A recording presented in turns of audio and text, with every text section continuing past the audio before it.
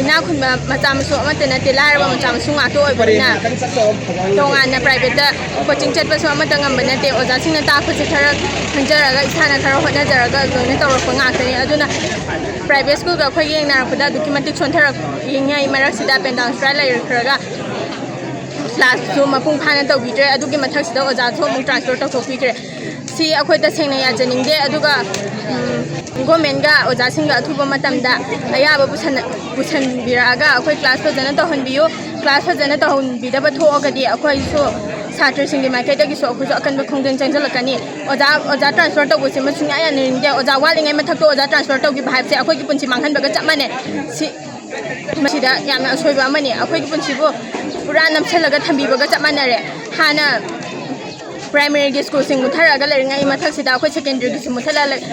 muthat pirage higher government silibse si athuba matamda mari